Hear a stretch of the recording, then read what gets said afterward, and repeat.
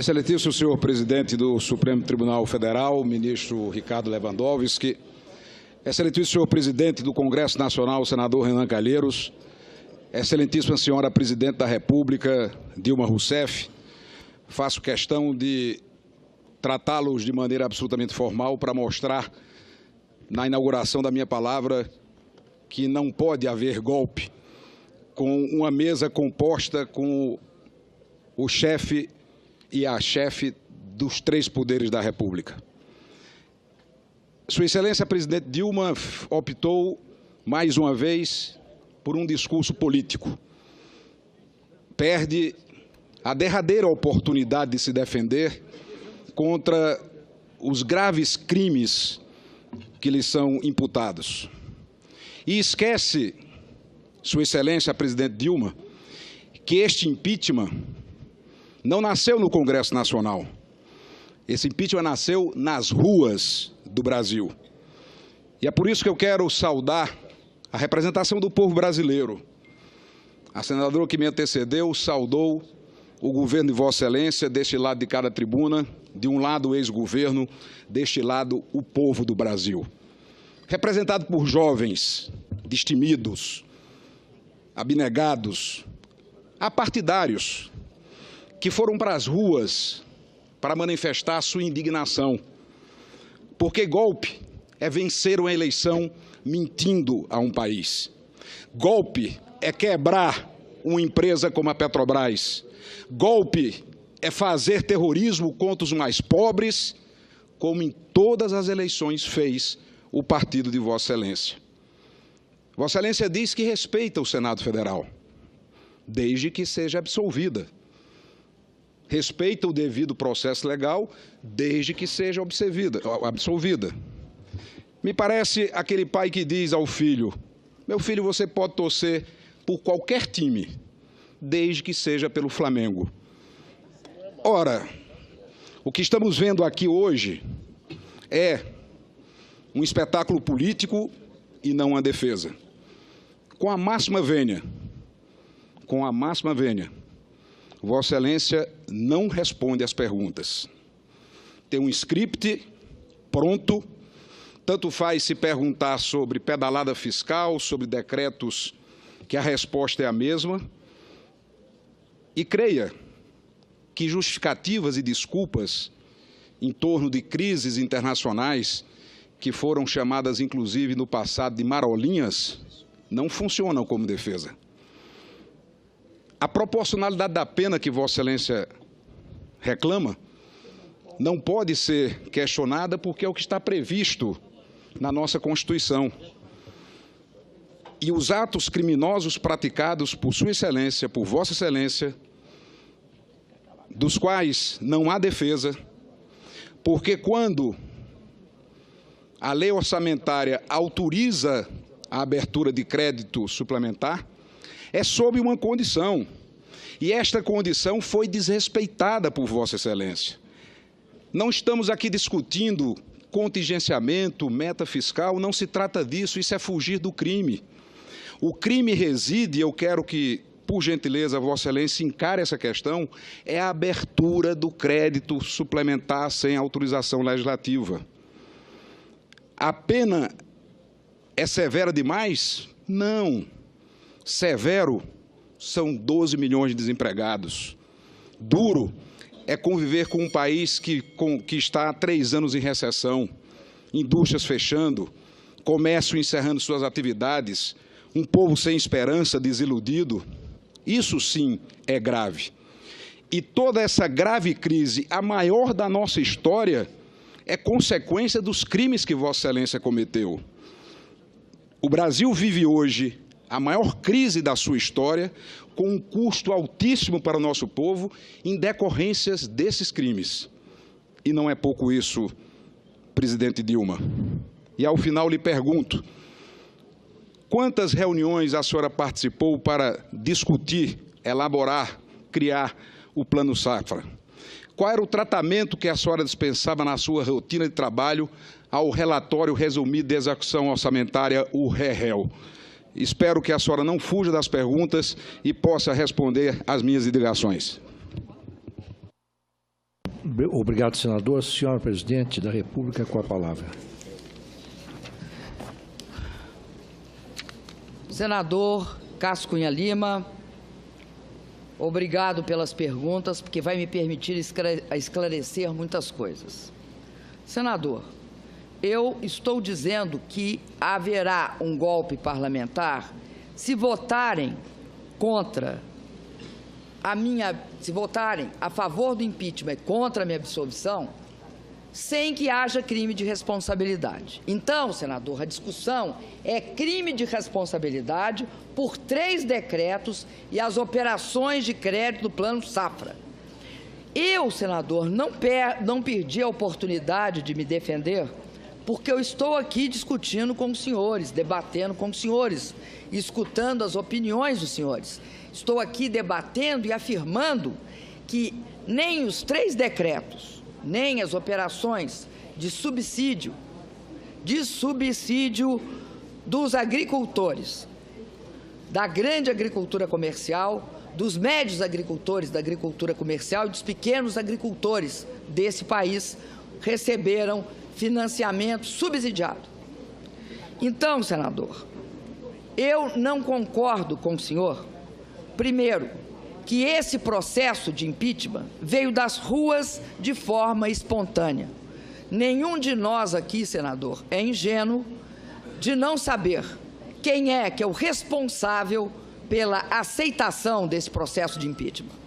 Então, eu vou lembrar ao senhor o que foi amplamente noticiado pela mídia e que até o próprio acusador, um dos acusadores aqui presentes, declarou à imprensa que a aceitação do meu pedido de impeachment tratava-se de uma chantagem explícita do senhor Eduardo Cunha, com a qual, infelizmente, vocês se aliaram. E aí, senador, o que acontece? Acontece que esse processo começa com 500 propostas diferentes. No início, senador, ele vai sendo ajustado aos poucos. Vai havendo um ajuste das próprias acusações, a ponto de, no final, no último momento, a acusação apresentar algo induzida pelo próprio Eduardo Cunha, conforme se pode ler, não em qualquer declaração minha ou de alguém aqui presente, mas na imprensa. A imprensa noticiou. E noticiou, inclusive, que a ameaça era ou vota comigo ou o impeachment é aceito. E essa foi o início desse processo, desse lamentável processo. E uma das características disso, senador, é que eu, que não sou julgada por lavagem de dinheiro, por ter contas no exterior, nem tampouco por utilização indevida de legislação, aprovação de legislação, ou por desvio de dinheiro público, estou aqui me defendendo na fase final do processo de impeachment, enquanto uma pessoa pública e notoriamente que cometeu crimes está protegida, senador. Disso há que se envergonhar, e muito. Disso há que se perceber que todos aqueles que operaram para adiar esse julgamento, para evitar esse julgamento, são cúmplices de um processo que começa com uma chantagem explícita. Tem na sua origem um pecado original, desvio de poder. Desvio de poder para atender aos seus próprios interesses. Então, senador, é disso que se trata, não de movimentos de rua, porque, infelizmente, essas mesmas lideranças, algumas delas, não todas, é verdade, algumas delas eram as mais enfáticas e esfuziantes em tirar retratos com o senhor deputado Eduardo Cunha. Além disso, a vida é assim, senador, dura.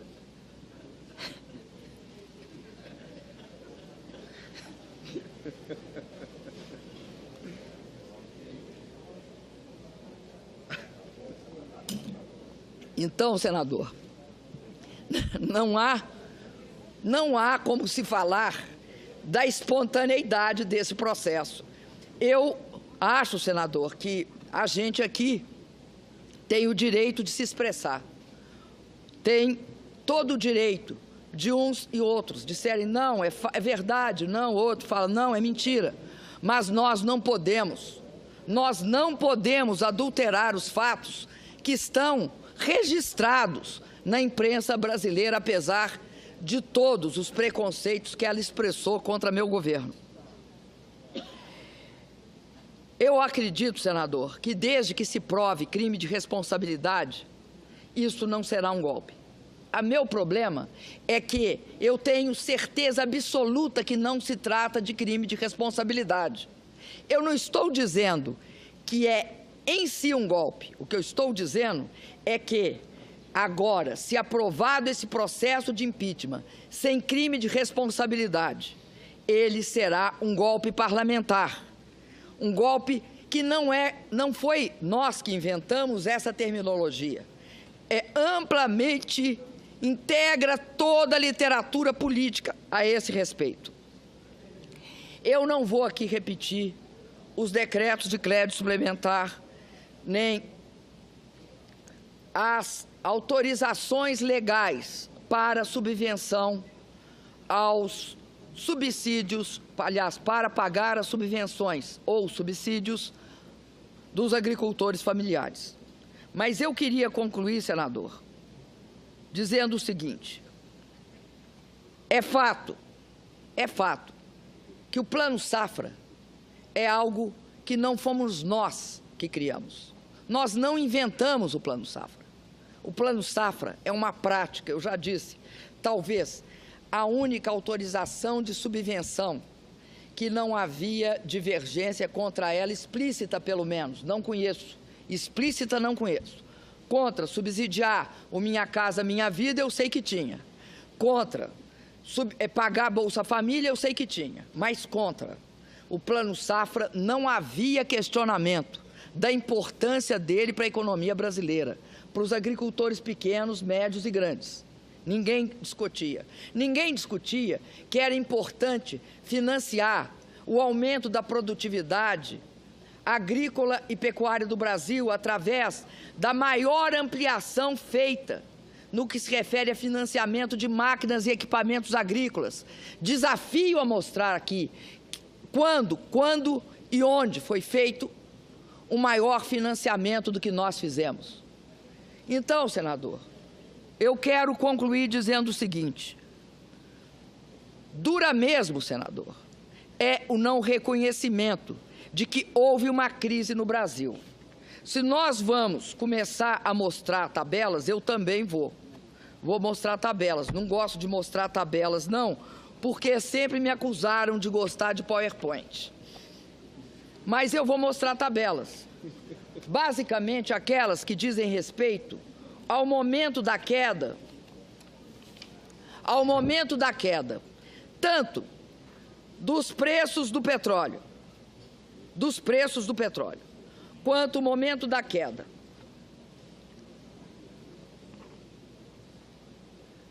de todos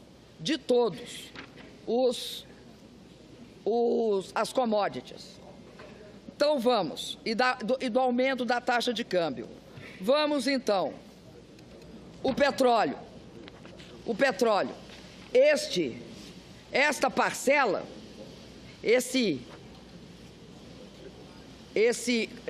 quadrado não, retângulo, ele mostra justamente que começa em outubro de 2014.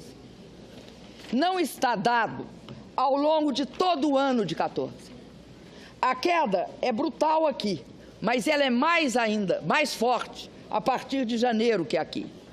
Aí ela cai abruptamente. Um dos fatores da crise é esse. O preço da soja por tonelada, ele vem caindo antes. Ele cai antes do que cai o preço do petróleo. E ele é bastante baixo a partir de outubro também de 2014. Aí a queda é extremamente forte e esse patamar, quando é atingido, é mantido. A partir de então. Além disso, senador, a taxa nominal de câmbio tem início a elevação nominal dela justamente nesse momento aqui. É aqui que começa a elevar. E se eleva acentuadamente, mudando o patamar. Ninguém tem bola de cristal para perceber isso em toda a sua dimensão. Quero dizer também, para me não alongar muito, que o próprio índice de todas as commodities, ele passa por um processo de queda, que é influenciado, só não é maior porque o petróleo segura, mas é influenciado pela queda de todas as commodities. Não inventamos isso, senador, e não inventamos o momento em que ocorreu. Então, é muito difícil começar essa discussão dizendo que a culpa da crise são 3 decretos e a operação do Plano Safra. Já disse que a operação do Plano Safra, baseada nos seus subsídios, tem efeito positivo sobre a demanda e não um efeito restritivo. Muito obrigada, senador. Agradeço.